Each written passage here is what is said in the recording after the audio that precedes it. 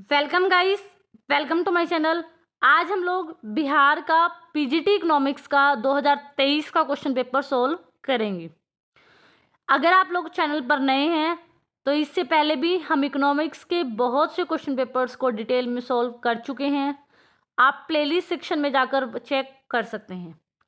इसके अलावा हम जो भी कंटेंट यहाँ पर डिस्कस करते हैं उसकी पीडीएफ मैं आप लोगों को Telegram channel economics by DD पर प्रोवाइड करा देती हूँ।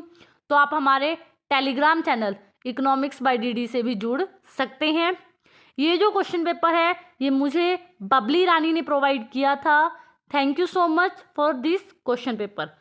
अगर आप लोगों के पास भी इकोनॉमिक्स के प्रीवियस ईयर क्वेश्चन पेपर्स हैं और आप लोग चाहते हैं कि हम उनको मिलकर सोल्व करें तो आप मुझे मेरी ईमेल आईडी economicsbydD@the rate पर मेल कर सकते हैं, क्योंकि जो क्वेश्चन पेपर्स मेरे पास होते हैं वो तो हम सोल्व कर ही लेते हैं।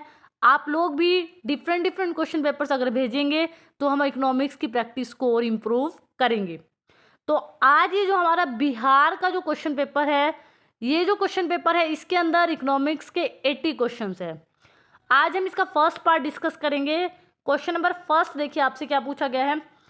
फर्स्ट में आपसे पूछा है कि आपको मैच करनी है लिस्ट फर्स्ट को लिस्ट सेकंड के साथ, और आपको कोड गिवन है, कोड्स भी आपको गिवन है। आपको जो करेक्ट पेयर है ना उनको क्या करना है, मैच करना है। तो आप लोगों को पता है लिस्ट वन में आपको इकोनॉमिस्ट के नेम और लिस्ट सेकंड में उनका काम गिवन है। तो आप लोगों को पता है मार्शल जो है उसका संबंध इकोनॉमिक्स से है। रॉबिन्सन जो था उसने स्कार्सिटी दुर्लभता की परिभाषा दी। एडम स्मिथ जो था वेल्थ ऑफ नेशन का संस्थापक था। जेके मेहता जो है उनका संबंध वांटलेसनेस से है। सैमुअल्सन जो है ग्रोथ इकोनॉमिस्ट यहाँ पर गिवन हमें है। तो यहाँ पर आपने देखा 3, 2, 1, 5, 4 ये आपका करेक्ट पेयर बनता है। ऑप्शन नंबर सी के अंदर यही आपको गिवन है। अगला क्वेश्चन देखिए, क्वेश्चन नंबर 42। क्वेश्चन नंबर 42 में क्या गिवन है, when the demand is unaffected after decreasing the price. किसी भी वस्तु की कीमत गिर गई लेकिन क्या कह रहा है वो, जो डिमांड है क्वांटिटी डिमांड है उस पर कोई भी इम्पैक्ट नहीं पड़ा, कोई भी चेंज भी नहीं हुआ, कोई प्रभाव भी नहीं पड़ा। तो यहाँ पर बोल रहा है जो प्राइस है, जो डिग्री है इलास्टिसिटी की वो क्या है। आप लोगों को पता है इलास्टिसिटी की 5 डिग्रियां होती है और हमारे पास एक इलास्टिसिटी होती है इनइलास्टिक डिमांड।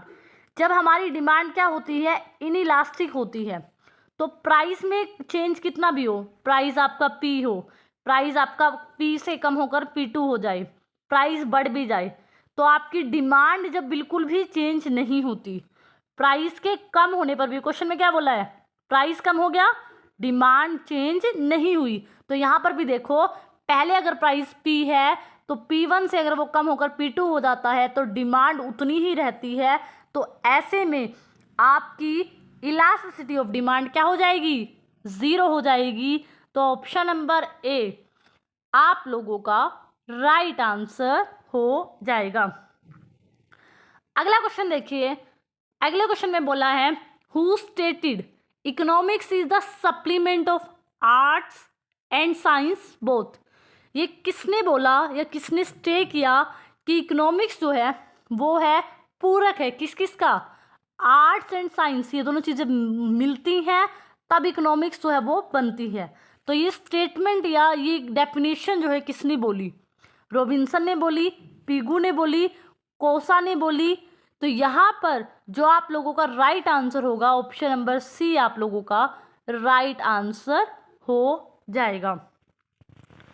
अगला क्वेश्चन देखिए, अगले क्वेश्चन में आपसे क्या बोला है, करेक्ट फॉर्मूला पूछा है किसका, प्राइस इलास्टिसिटी ऑफ डिमांड का।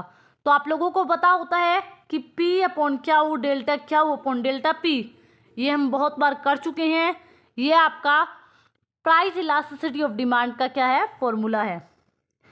अगला जो पेज है वो हिंदी मीडियम में गिवन है, आप लोग वहां से इसको देख सकते हैं। अगला क्वेश्चन देखिए, अगले क्वेश्चन में क्या बोला गया है, the excess of price which he would be willing to pay rather than without thing over which he actually pay is the economic measure of the surplus satisfaction. अब आप देखो यहाँ पर क्या बोला गया है, कंज्यूमर सरप्लस के बारे में डिफाइन किया गया है।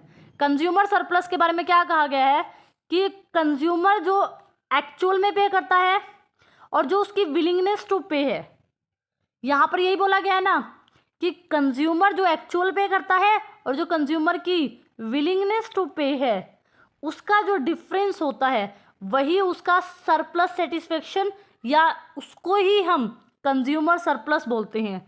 तो ये डेफिनेशन किसने दी है कि कंज्यूमर क्या करता है, विलिंगनेस टू पे दिखाता है और एक्चुअल में कुछ और पे करता है, उसका जो डिफरेंस होता है कंज्यूमर सरप्लस होता है। तो ये डेफिनेशन अल्फ्रेड मार्शल ने दी थी कंज्यूमर सरप्लस की। तो ऑप्शन नंबर ए यहाँ पर आपका राइट आंसर हो जाएगा। जब आप इस क्वेश्चन पेपर को देखोगे ना तो इसमें डेफिनेशन वाले क्वेश्चंस आपसे काफ़ी पूछे गए हैं।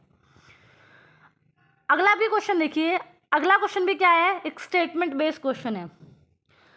अगले क्वेश्चन में आपसे क्या बोला गया है, consumption is not only the starting point, कि कंजप्शन एक स्टार्टिंग पॉइंट नहीं है but the final point of an economic activity, but एक लास्ट पॉइंट भी है किसी भी इकोनॉमिक एक्टिविटी का। तो इन्होंने कहा है हमारी ट्रू इकोनॉमिक एक्टिविटी की जो प्रोसेस है वो क्या है।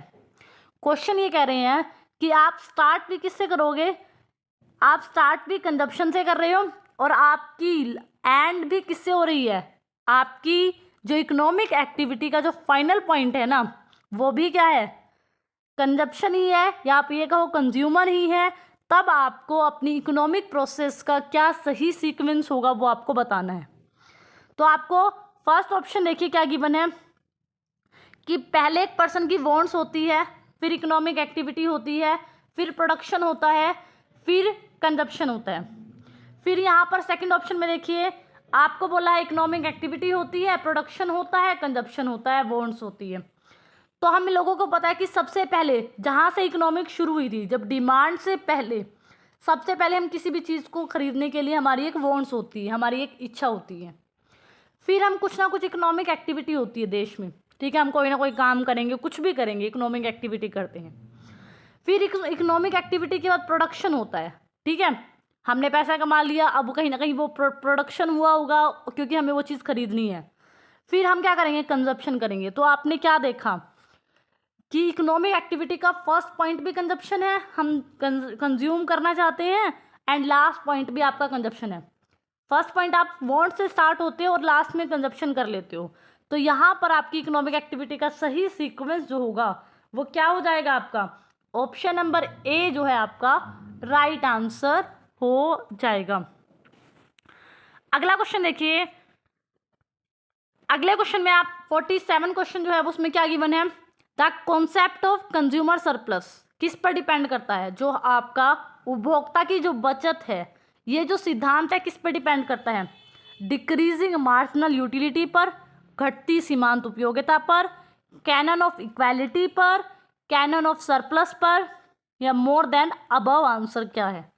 तो आप लोगों ने जब भी कंज्यूमर सरप्लस का अल्फ्रेड मार्शल का सिद्धांत पढ़ा होगा तो आपने देखा होगा कि कंज्यूमर किसी भी चीज़ की क्वांटिटी को जैसे जैसे इंक्रीज करता है उससे मिलने वाली मार्जिनल यूटिलिटी उसकी धीरे धीरे क्या हो जाती है, कम हो जाती है। मान लो पहले 5 मिल रही थी, फिर 4 मिल रही होती है, फिर 3 मिल रही होती है, फिर 2 मिल रही होती है।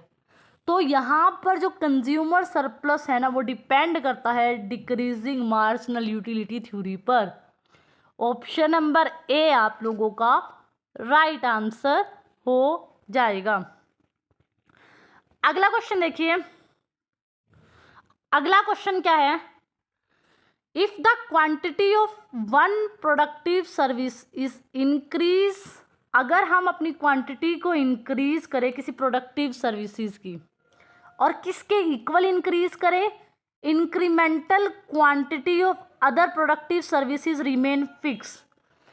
यहाँ पर किस तरह से कह रहे हैं कि आपके पास जैसे 2 फैक्टर होते हैं ना, मैं आपको समझाती हूँ इस क्वेश्चन में क्या कहना चाहता है वो। आपके पास दो फैक्टर्स होते हैं, एक फिक्स फैक्टर होता है, एक आपके पास वेरिएबल फैक्टर होता है। तो ये कह रहे हैं कि फिक्स फैक्टर की क्वांटिटी तो आप रखो फिक्स, लेकिन एक फैक्टर की क्वांटिटी को क्या कर देते हैं हम, इंक्रीज कर देते हैं। यहाँ तक की बात आपको समझ आई?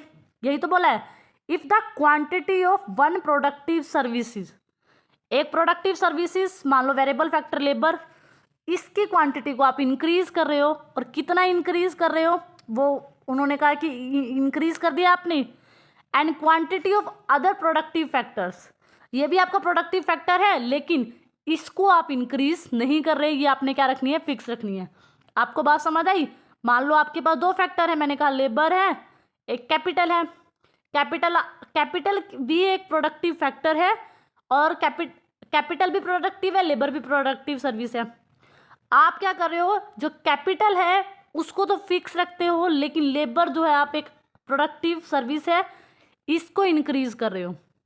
तो यहाँ पर ये कह रहा है आपका जो रिजल्ट आता है ना, क्या आता है, जो इंक्रीमेंट होती है ना प्रोडक्शन में, डिक्रीज करने लग जाती है after a certain point.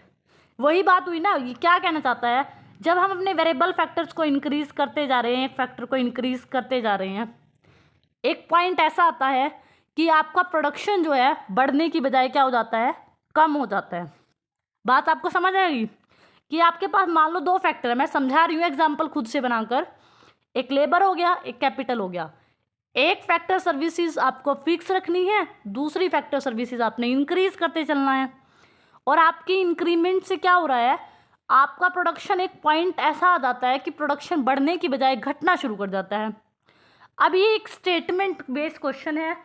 Question में बोला गया है कि ये जो डेफिनेशन है ना, किसने दी थी, जॉन रॉबिन्सन ने दी थी, स्टिगलर ने दी थी, केंज ने दी थी। तो इस कॉन्सेप्ट को आपको केंज ने समझाया था, तो ऑप्शन नंबर सी यहाँ पर आपका राइट आंसर हो जाएगा। अगला क्वेश्चन देखिए, क्वेश्चन में क्या बोला गया है। क्वेश्चन में बोला गया है परफेक्ट कंपटीशन प्रिवील करता है, कब होता है, when demand for product of each product is perfectly elastic. Perfect competition के बारे में बोला है कि इनके जो प्रोडक्ट की डिमांड परफेक्टली क्या होती है, इन इलास्टिक होती है। ये बात हमने लिख दिया, परफेक्टली इलास्टिक होती है, ये हमने बना दिया, ये डिमांड हो गई। फिर देखिए क्या बोला है, this Intel the first the name of the seller is large. यहाँ पर विशेषता बोल दी गई इसके बारे में कि पहला कारण तो ये इसलिए होता है कि परफेक्टली इलास्टिक डिमांड इसलिए होती है क्योंकि किसी भी प्रोडक्ट को बेचने वाले सेलर बहुत ज़्यादा होते हैं, जिसकी वजह से so that the output of any one seller, किसी भी एक सेलर का जो आउटपुट है वो जो है उस पर जो प्रोडक्शन पे जो इम्पैक्ट है वो बहुत कम इम्पैक्ट होता है। किसी चीज़ को जो बेचने वाले बहुत ज़्यादा हो ना, अगर एक दो बंदा नहीं भी बेच रहा तो टोटल सप्लाई पर कोई ज़्यादा इम्पैक्ट नहीं पड़ेगा, ये बात कहना चाहते हैं।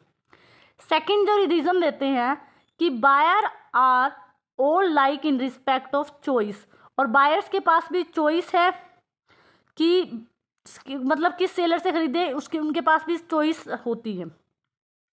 So that market is perfect, और मार्केट में किसी तरह का कोई कंपटीशन नहीं है, मार्केट पूर्ण है।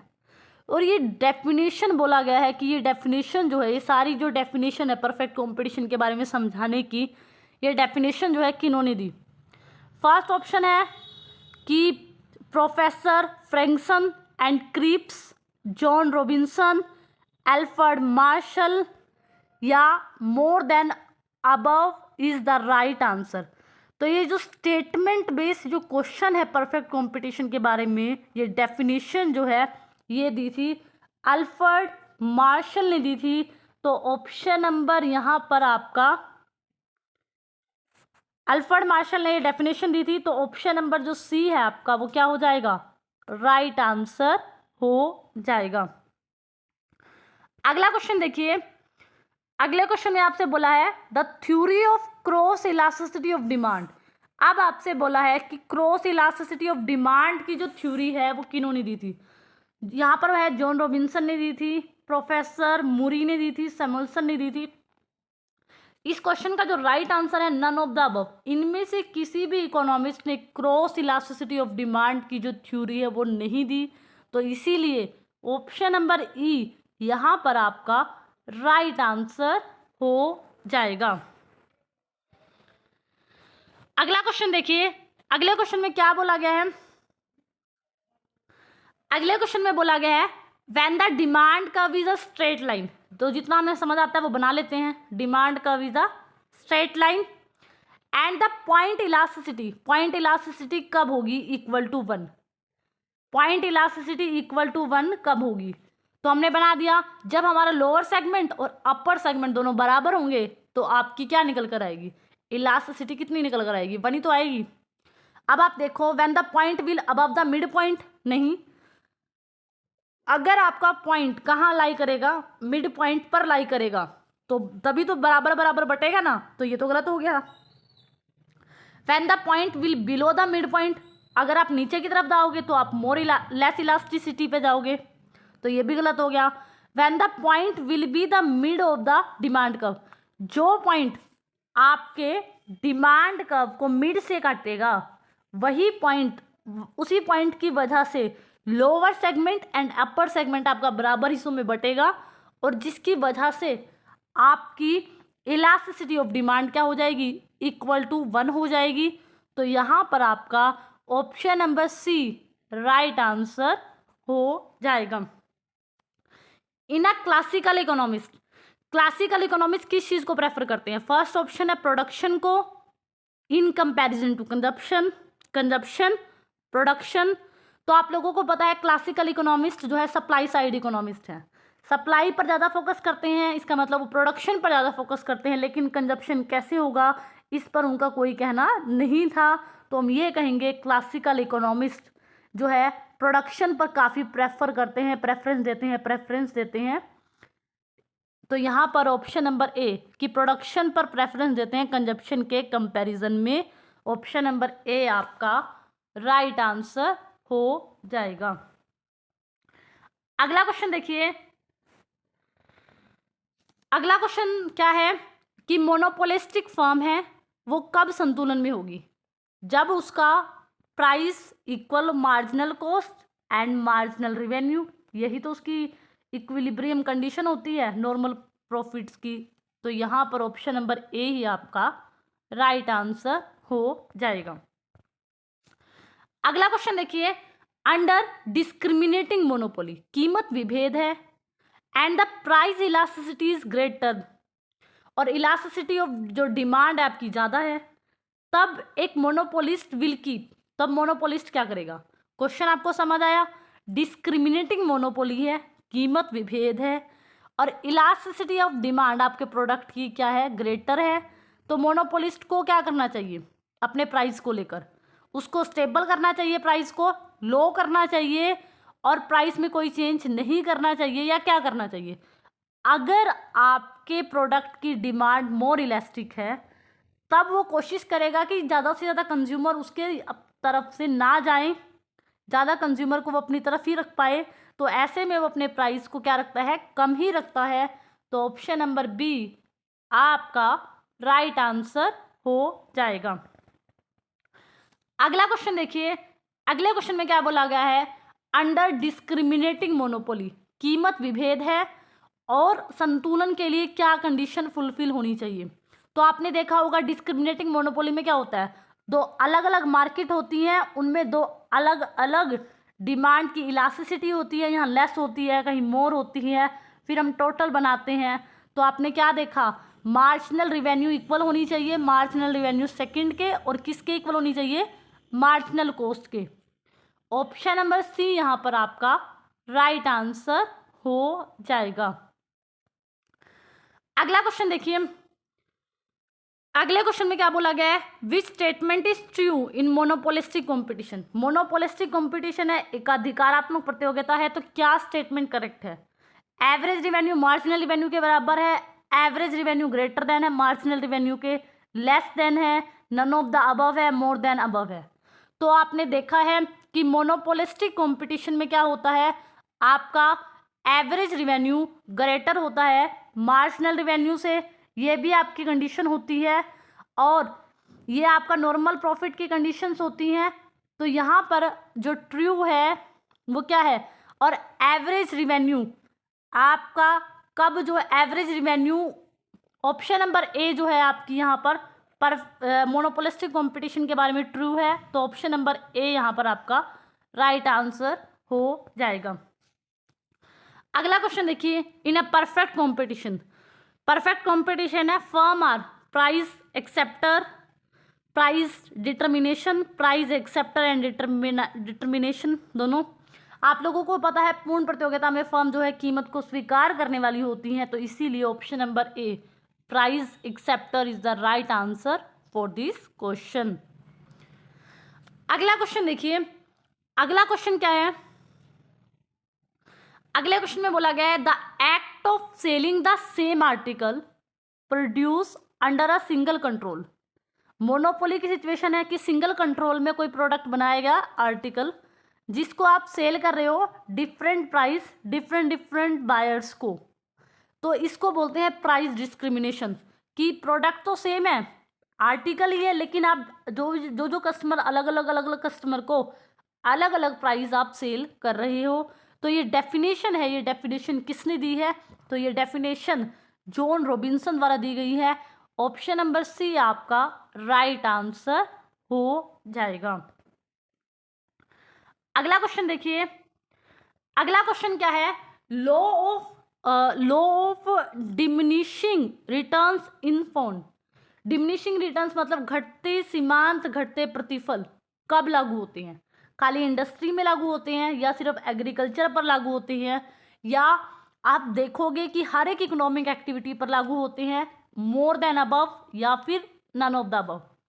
आप देखो कोई भी एक्टिविटी हो, कोई भी प्रोडक्शन की हो, कंजप्शन की हो, या कुछ भी एक्टिविटी हो, आप देखोगे जहाँ पर आप ज़्यादा से ज़्यादा चीज़ें लगाते जाओगे एक पॉइंट ऐसा आता है कि वहाँ से आपको मिलने वाली रिटर्न्स नेगेटिव होने शुरू हो जाते हैं, घटने शुरू हो जाते हैं।